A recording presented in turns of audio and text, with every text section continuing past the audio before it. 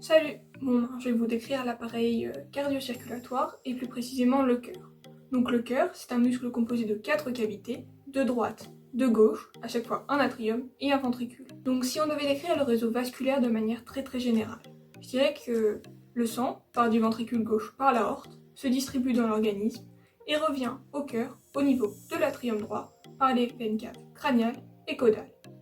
Puis le sang passe dans le ventricule droit, quitte le cœur par le tronc pulmonaire qui se divise rapidement en artère pulmonaire droite et artère pulmonaire gauche.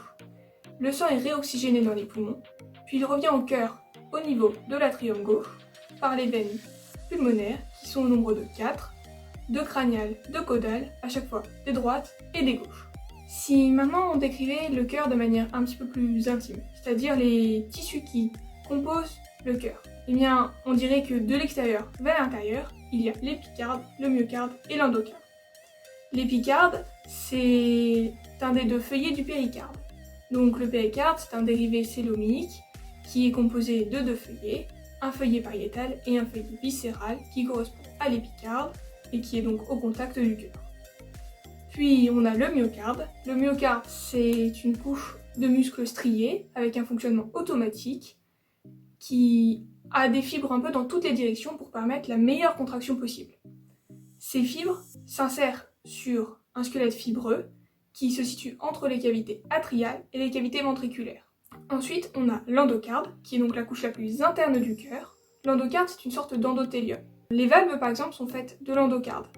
Les valves se situent dans les orifices atrio-ventriculaires et elles permettent la bonne étanchéité du cœur au moment des contractions. Pour qu'elles fonctionnent bien, ces valves, elles sont insérées sur le muscle cardiaque par des cordages et des piliers. Les cordages, ils sont de 3 types.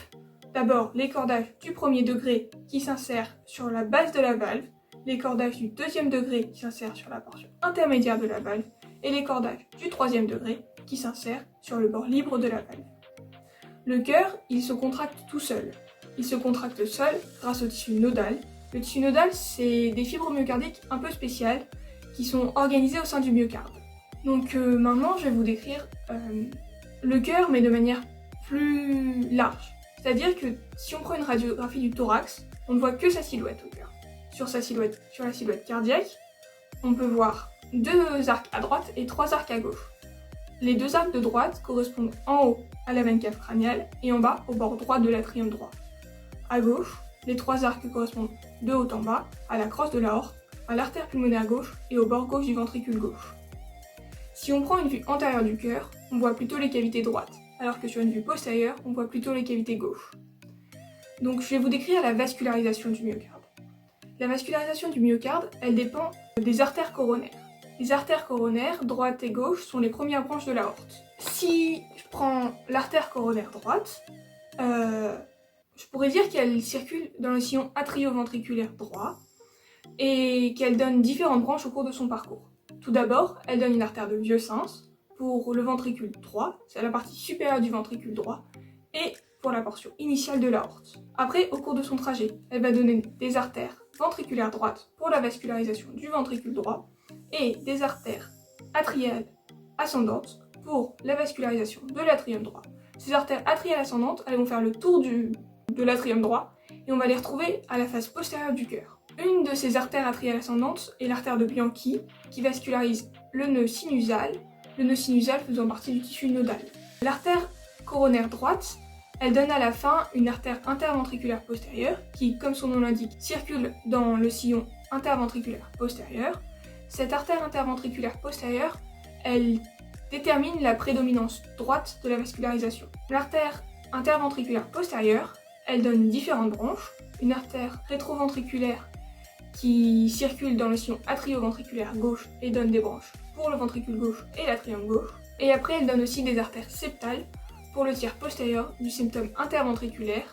Le septum interventriculaire, c'est la portion de cœur entre les 2 ventricules. L'artère interventriculaire postérieure s'anastomose à la fin avec l'artère interventriculaire antérieure.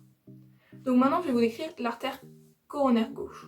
L'artère coronaire gauche, elle circule dans le sillon atrio-ventriculaire gauche, donne une artère de vieux sens au tout début, puis se divise très vite en artère interventriculaire antérieure et artère circonflexe.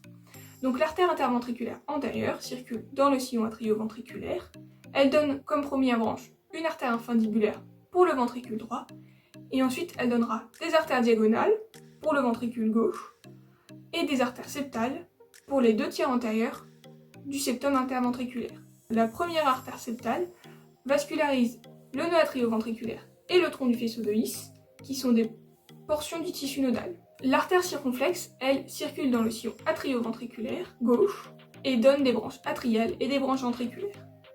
Si maintenant on parle de la vascularisation veineuse, le retour veineux se fait par les grandes et petites veines coronaires. La grande veine coronaire est satellite de l'artère interventriculaire antérieure, ça veut dire qu'elle a un trajet parallèle, qu'elle la suit. Donc elle va d'abord suivre l'artère interventriculaire antérieure, puis l'artère circonflexe.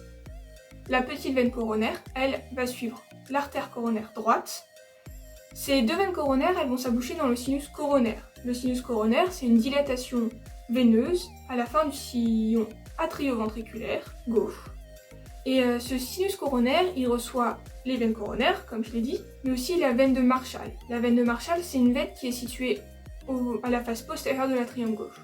Le sinus coronaire, à la fin, il va se jeter à la face postérieure de l'atrium droit. Voilà.